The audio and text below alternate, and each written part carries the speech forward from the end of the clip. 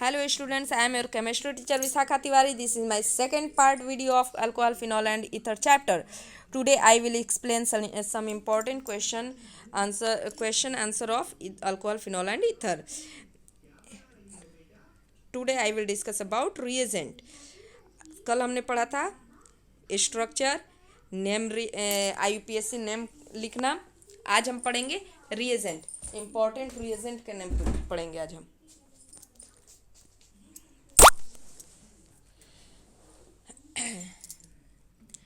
पहले जैसे आप ये देखोगे बेटा, सबसे पहले मैं बता दूं कि जिस भी बच्चे को ये बेटा मैं करना है अपने फ्रेंड सर्किल में, आप इसे क्या कर दो, शेयर कर दो और अपने फ्रेंड से बोलो कि इसे सब्सक्राइब कर दे, क्योंकि जो मैं बनाते जाऊंगी वीडियो उसका नोटिफिकेशन मिलता जाएगा. और आपको अगर जिस भी टॉपिक में डाउट है या कोई चैप्टर आपका क्लियर नहीं है, अगर आप चाहते हो कि ये मेरा क्लियर हो जाए तो आप प्लीज़ मुझे कमेंट करके बता दो, मैं उस पर अच्छे से वीडियो बना करके डाल दूँगी. अब हम आते हैं क्वेश्चन पर. इसमें पूछ रहा है कि suggest reagent for following conversion. इसमें देख रहे हो आप कि अल्कोहल से किस में जा रहा है, कीटोन. आपको ये क्लियर होना चाहिए बेटा कि अल्कोहल और कीटोन मैं कैसे बोल रही हूँ. अल्कोहल क्योंकि यहाँ पे OH ग्रुप लगा हुआ है, कीटोन क्योंकि कार्बन कार्बन के double bond O, carbon carbon किससे जुड़ा हुआ है, डबल बॉन्ड O से, तो ये कीटोनिक ग्रुप है. अब इसमें क्या है कि अगर हमें रिएजेंट नहीं पता होगा तो हम नहीं जान पाएंगे कि ये अल्कोहल से कीटोन में कैसे जा रहा है. लेकिन हमें अगर रिएजेंट पता है तो हम इजीली एग्जाम में लिख सकते हैं. तो आप JEE नीट का अगर प्रिपरेशन कर रहे होगे तो उसमें भी क्या करते हैं, रिएजेंट का फॉर्मूला पूछ देता है. नाम लिख करके कि अब जैसे PCC लिख दिया, इसका फॉर्मूला पूछ देगा, या हो सकता है इसका फुल नेम पूछ दे. तो आपको पता होगा तो आप क्या कर दोगे, आसानी से इसे कर दोगे. अब चलते हैं इसमें अल्कोहल से हमें कीटोन मिल रहा है, तो इसके लिए हमारा रिएजेंट कौन सा होता है, CrO3. यानी CrO3 को हम क्रोमियम ट्राईऑक्साइड या क्रोमिक एसिड भी बोलते हैं, जो कि रेड कलर का होता है, ऑर्डरलेस पाउडर होता है CrO3. ओके, ये इसका यूज़ फोटोग्राफी में भी होता है. दूसरा होता है पायरिडीनियम क्लोरोक्रोमेट. पायरिडीनियम क्लोरोक्रोमेट, इसको हम PCC भी बोलते हैं, पायरिडीनियम क्लोरोक्रोमेट.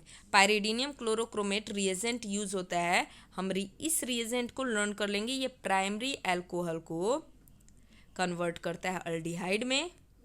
अल्डिहाइड यानी CHO ग्रुप लगा होगा, और सेकेंडरी अल्कोहल को कन्वर्ट करता है कीटोन में.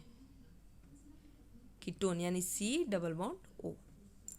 ओके, ये दो चीज़ हो गया. तो अब हमें PCC जब मिल जाएगा, PCC का फॉर्मूला भी हम देख लेंगे क्या है, C6H5N CrO3 HCl. इसको ऐसे भी लिख सकते हैं, हो सकता है ये न दे करके ऐसे दे दे, C6H5NH पूरे का प्लस,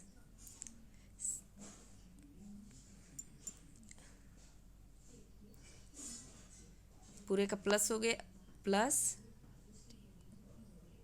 सॉरी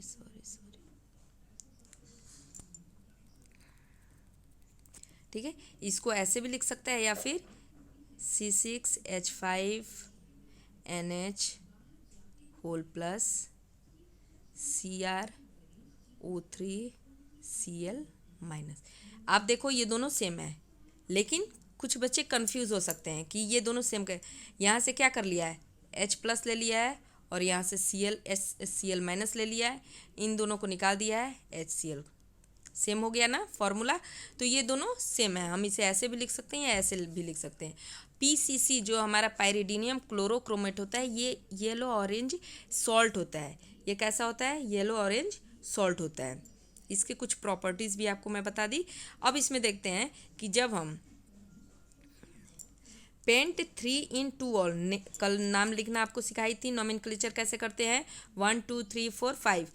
तो पेंट यानी कि 5 कार्बन का पेंट हो गया.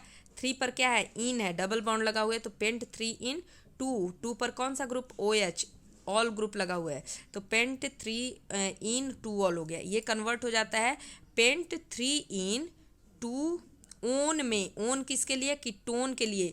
लेकिन आप देख रहे हो कि पीसीसी ऐसा रिएजेंट है जो कि इस डबल बॉन्ड को नहीं छेड़ रहा है, सिर्फ और सिर्फ जो अल्कोहल है उसको चेंज कर रहा है, उसको ऑक्सीडाइज कर रहा है। इस डबल बॉन्ड पे उसका कोई रिएक्शन नहीं है। हम दूसरा क्वेश्चन देख लेते हैं। Out of 2 chloro ethanol and ethanol which is more acidic and why. अब आप देख रहे हो इथेनॉल, हमें इथेनॉल का फॉर्मूला पहले लिख लेते हैं कि इथेनॉल का फॉर्मूला क्या होता है। इथेनॉल का क्या होता है, CH3CH2OH, ठीक है। इस पे आप कर रहा है 2 क्लोरो यानी 1 2, 2 पर क्लोरीन लगाते हैं यानी CH2OHCl, ओके। 1 2, 2 पर क्लोरीन लग गया, तो ये हमारा हो गया 2 क्लोरो इथेनॉल और ये हमारा हो गया इथेनॉल। अब इसमें पूछ रहा है कि मोर एसिडिक कौन है और क्यों है। अब हम बता सकते हैं क्योंकि इसमें Cl लगा हुआ है। Cl क्या है, इलेक्ट्रॉन विथड्रॉइंग ग्रुप है। जब इलेक्ट्रॉन विथड्रॉइंग ग्रुप है तो ये आप क्या करेगा, इलेक्ट्रॉन को अपनी तरफ खींचेगा। जब अपनी तरफ खींचेगा तो ये क्या कर देगा, हाइड्रोजन को ईजिली लूज कर देगा। ये इलेक्ट्रॉन विथड्रॉइंग ग्रुप है जो कि अपनी तरफ इलेक्ट्रॉन को खींच रहा है। इससे क्या हो रहा है, इस पर पकड़ कम हो रही है, और ये क्या हो रहा है, इस पर जब पकड़ कम हो रही है तो ये इजीली लूज हो जाएगा। लेकिन यहाँ देख रहे हैं कि इथेनॉल में कोई भी ऐसा इलेक्ट्रॉन विथड्रॉइंग ग्रुप नहीं है जो कि इस हाइड्रोजन को लूज कर सके। लूज करने यानी कि इस पर इसकी पकड़ बनाए, अच्छा पकड़ बना हुआ है, यानी कि अच्छी इसमें बॉन्डिंग है, तो ये आसानी से लूज़ नहीं कर सकता है। जबकि ये अपना आसानी से लूज़ कर दे सकता है क्योंकि क्लोरीन जो है इलेक्ट्रॉन विथड्रॉइंग ग्रुप है और ये -I इफेक्ट दिखाता है, ओके। इसलिए ये क्या करता है कि ईजिली इसे अपने हाइड्रोजन को लूज़ कर देता है, जबकि इथेनॉल लूज़ नहीं करता है, अपनी बॉन्ड को अच्छे से अभी पकड़ बनाए हुए रहता है, ठीक है। आप लिखने के लिए मैं आपको नोट्स प्रोवाइड कर ही देती हूँ साथ ही साथ, तो आप इसमें नोट्स भी देख सकते हो। अब हम नेक्स्ट क्वेश्चन देखते हैं। Reagent for conversion of ethanol to ethanal. इसमें बोल रहा है इथेनॉल टू इथेनल यानी कि पार्शियल ऑक्सीडेशन, फुल्ली ऑक्सीडेशन नहीं हो रहा है, पार्शियल ऑक्सीडेशन हो रहा है। तो पार्शियल, ये भी आप देखो कि अल्कोहल से अगर हमें अल्डिहाइड बनाना है, अल्कोहल से अगर हमें कीटोन बनाना है, तब हम पीसीसी का यूज़ करते हैं, पायरिडीनियम ट्राइक्लोराइड का यूज़ करते हैं। इसका हम स्ट्रक्चर भी देख लेंगे। ये हमारा है पायरिडीनियम क्लोरोक्रोमेट PCC।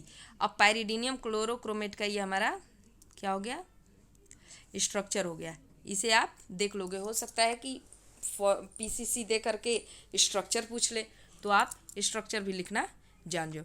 अब इसमें क्या है कि PCC का हमने ऊपर ही पढ़ा था कि PCC क्या करता है, प्राइमरी अल्कोहल को कन्वर्ट कर देता है अल्डिहाइड में यानी CHO ग्रुप में, OH को CHO में, और सेकेंडरी जब OH लगा होगा तो इसको किस में कन्वर्ट कर देता है,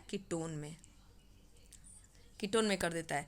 अब इसमें इसी तरह एक और रिएजेंट होता है CrO3 एंड पायरिडीन, जिसे हम क्या कहते हैं, कोलिन्स रिएजेंट भी बोलते हैं। क्या बोलते हैं, कोलिन्स रिएजेंट। ये नेम रिएजेंट जो होते हैं ना बेटा, वो नेम रिएजेंट होने की वजह से इनका इंपॉर्टेंस बढ़ जाता है।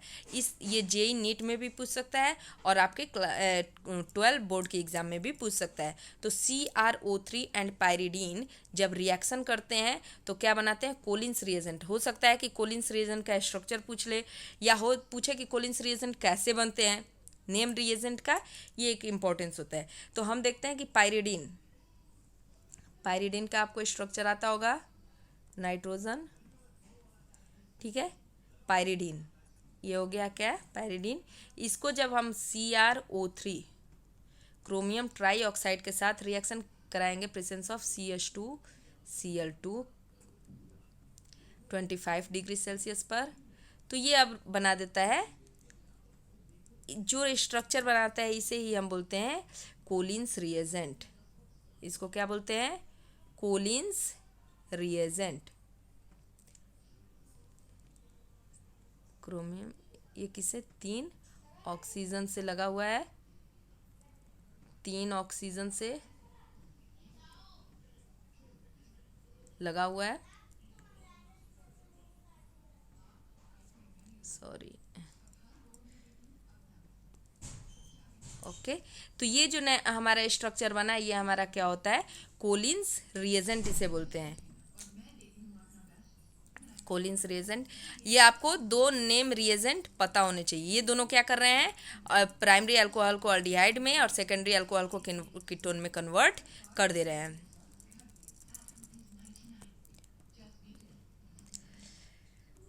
हम यहाँ देख लेते हैं,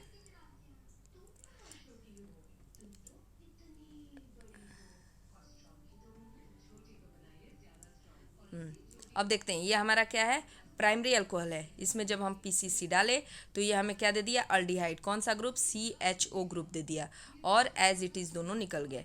ये oxidation of primary aldehyde to primary alcohol to aldehyde हो गया पीसीसी की प्रेजेंस में।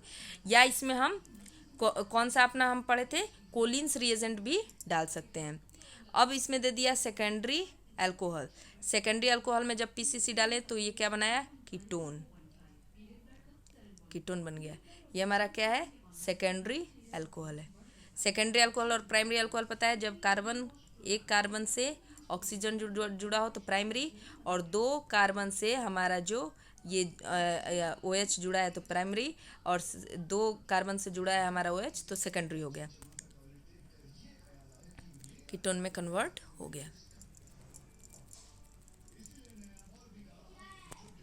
अब हम देखते हैं reagent for conversion of ethanol to ethanoic acid.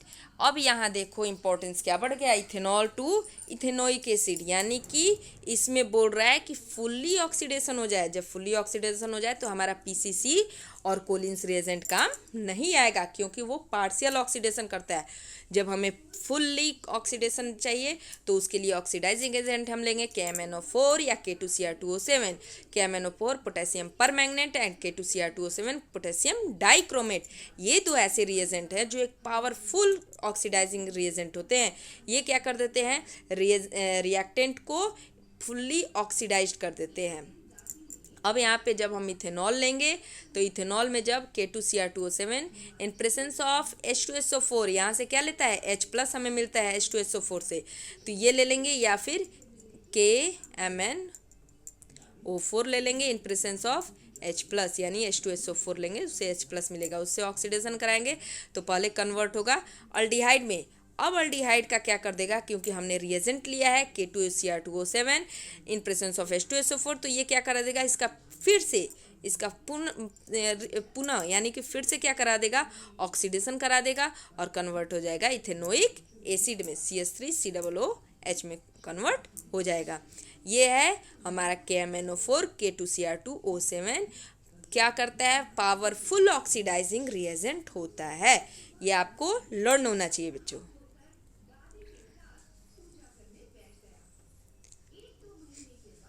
उसके बाद हम नेक्स्ट क्वेश्चन देखते हैं, out of ortho nitrophenol and para nitrophenol which is more volatile.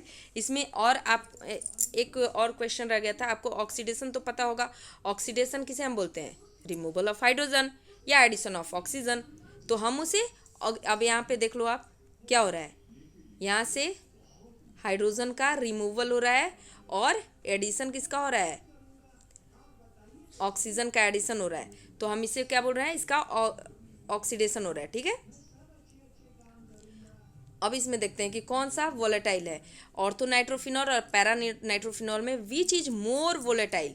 More volatile, पहले तो हमें वोलेटाइल पता होना चाहिए बेटा, वोलेटाइल क्या होता है। वोलेटाइल जब हम क्या करते हैं कि readily changing from a solid और liquid to a vapour, solid और लिक्विड क्या हो जाए, रेडली चेंजेज हो जाए वेपर में, उसे ही हम वोलेटाइल बोलते हैं। तो वोलेटाइल इसमें कौन सा ज़्यादा शो करता है, ऑर्थो नाइट्रोफिनॉल और कि पैरा नाइट्रोफिनॉल, और वो क्यों करते हैं। तो हम देखते हैं कि हमारा जो ये हमारा ऑर्थो नाइट्रोफिनॉल और पैरा नाइट्रोफिनॉल का स्ट्रक्चर है।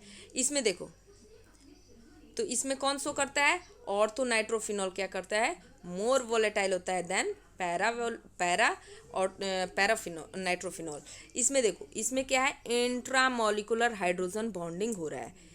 इस हाइड्रोजन के पार्शियल पॉजिटिव और इस ऑक्सीजन के पार्शियल नेगेटिव के बीच में क्या हो रहा है, इंट्रामॉलिक्यूलर हाइड्रोजन बॉन्डिंग बन रहा है। तो ये क्या करता है, due to formation of intramolecular hydrogen bonding, ये क्या कर देता है, मोर वॉलेटाइल हो जाता है देन द पैरा नाइट्रोफिनॉल। अब इसमें क्या होता है कि during boiling the strong intermolecular, जो इंटरमॉलिकुलर, ये इंटरमॉलिकुलर आपको पता है इंट्रामॉलिकुलर हाइड्रोजन बॉन्डिंग कब बनता है, और इंट्रामॉलिकुलर जब एक ही कंपाउंड में, इसको क्लियर करके आपको बता देती हूँ अच्छे से, इंट्रामॉलिकुलर हाइड्रोजन बॉन्डिंग एक ही कंपाउंड के अंदर बनता है। जैसे इसका H और इसका OH, partial positive hydrogen partial negative oxygen ले लेते हैं, उनके बीच जो अट्रैक्शन होता है उसे हम बोलते हैं इंट्रामॉलिकुलर हाइड्रोजन बॉन्डिंग, जो बॉन्ड बनता है। इस इंटरमॉलिकुलर यानी कि एक ये अलग एक कंपाउंड हो गया और दूसरा लेंगे कंपाउंड, उनके बीच जब बनता है तो उसे हम क्या बोलते हैं, इंटरमॉलिकुलर हाइड्रोजन बॉन्डिंग इसे बोलते हैं।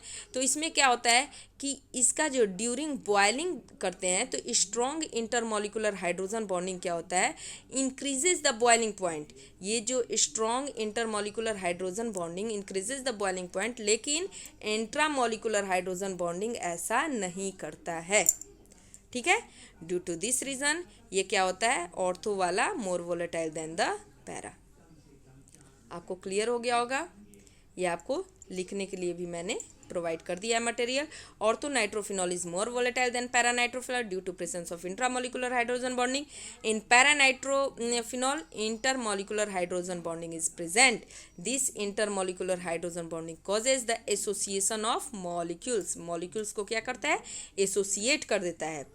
बेटा आपको ये जो भी प्रोवाइड कर रही हूँ ये इंपॉर्टेंट मेरी तरफ से क्वेश्चन रह रहा है बेटा, और आप अपने फ्रेंड सर्किल में ज़्यादा से ज़्यादा शेयर कर दो इसे, और अपने फ्रेंड से बोलो सब्सक्राइब कर दे, जिससे कि उनको नोटिफिकेशन मिलता रहे मेरे नए वीडियो का, और मैं बेटा इससे मोटिवेट होकर के अच्छे से अच्छा वीडियो बनाया करूँ। और जो भी टॉपिक अगर आपको लगता है कि मेरा टॉपिक ये क्लियर नहीं है तो आप कमेंट करके मुझे बता सकते हो कि मैम मेरा ये टॉपिक क्लियर नहीं है, प्लीज़ क्लियर कर दीजिए। तो बेटा मैं उसके लिए एक अच्छी सी वीडियो बना करके आपके डाउट को क्लियर कर दूंगी। Okay, thank you.